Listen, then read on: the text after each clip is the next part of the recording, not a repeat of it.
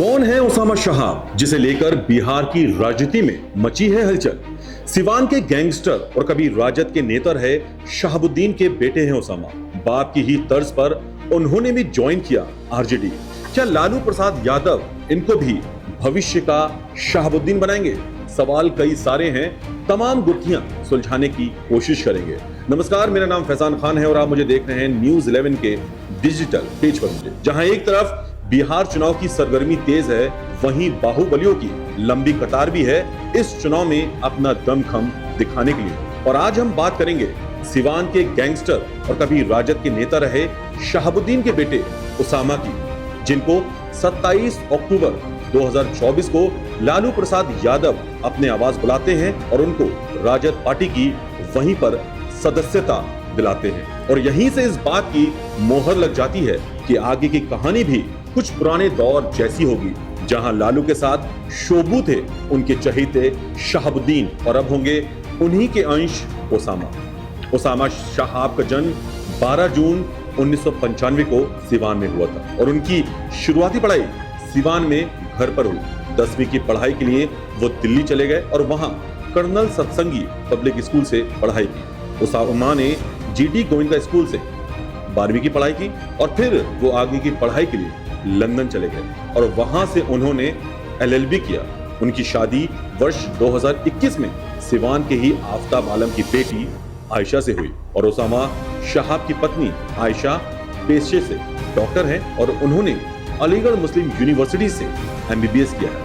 अब जरा नजर डालते हैं उन पर विवाद, जो प्रॉपर्टी और जमीन विवाद हुआ था। अगस्त 2023 को मोतिहारी बिहार के टाउन थाने में एक एफआईआर दर्ज हुई, जिसमें शोषण, फायरिंग, क्रिमिनल साजिश का आरोप इन पर लगा था। अक्टूबर 2023 में राजस्थान के कोटा चेक पोस्ट पर कार रोकने के बाद इनकी गिरफ्तारी हुई थी और मामला यहां पर भी भू संपत्ति का था। सिवान जिले के छपिया खुर्द गांव में 42 कट्ठा जमीन कब्जा करने के संबंध में भी एक एफआईआर हुई थी, जिसमें इनका साफ तौर पर नाम था। अच्छा, अब बात करते हैं कहां कहां फायरिंग हुई, गोलाबारी हुई इनके साथ। सिवान जिले में एक एमएलसी प्रत्याशी के काफिले पर AK-47 से फायरिंग किए जाने और जानलेवा हमले की एफआईआर में उसामा का नाम था। मोतिहारी की घटना में कहा गया कि बहन के ससुराल में बाउंड्री वॉल बनाने के विवाद में कारों से कई लोग आकर फायरिंग एवं पथराव में शामिल थे और इसमें भी उसामा का नाम सुनहरे अक्षरों में लिया जाता है और लिखा जाता है। कहां कहां इनकी गिरफ्तारी हुई, न्यायिक हिरासत में इनको लिया गया।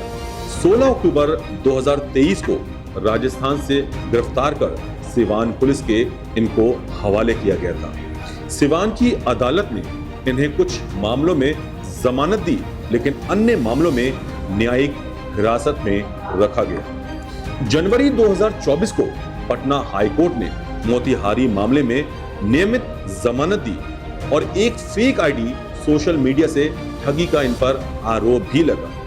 उनके नाम पर फर्जी मोबाइल व्हाट्सएप आईडी बनाकर लोगों से पैसे मांगे जाने लगे और उसामा का कहना था इस पर कि मुझे साजिश के तहत बदनाम करने की कोशिश की जा रही है और इससे मेरा कोई लेना देना नहीं। लेकिन अब बात करते हैं कि इनका वर्तमान में स्थिति क्या है और क्या सार है। उसामा को 2 मुख्य मामलों में जमानत मिल चुकी है, सिवान का जमीन विवाद मामला और मोतिहारी वाला मामला। फिर भी उनकी गिरफ्तारी यानी कि हिरासत जारी है, क्योंकि अन्य मामले भी इन पर चल रहे हैं जिनमें जमानत नहीं मिली है। अभी सुनवाई है। कुछ शिकायतें ये भी हैं कि उनके खिलाफ राजनीतिक साजिश की बात कही जा रही है। बिहार विधानसभा चुनाव में टिकट बंटवारे को लेकर राजनीतिक गहमा गहमी के बीच राष्ट्रीय जनता दल यानी कि आरजेडी ने बड़ा सियासी दांव खेला है। राजद सुप्रीमो लालू प्रसाद यादव ने 14 अक्टूबर 2025 को मंगलवार के दिन कई प्रत्याशियों को पार्टी का टिकट सौंपा और इसी बीच दिवंगत कद्दावर नेता मोहम्मद शहाबुद्दीन के बेटे उसामा को भी सिवान जिले के महत्वपूर्ण रघुनाथपुर विधानसभा सीट से उम्मीदवार बना दिया गया। अब देखना यह है कि बाहुबलियों की साख में कौन कितना मजबूत होता है और कौन कितना मजबूर नजर आएगा, क्योंकि इनकी किस्मत का फैसला जनता करेगी आगामी 14 नवंबर को अपने मतों के साथ।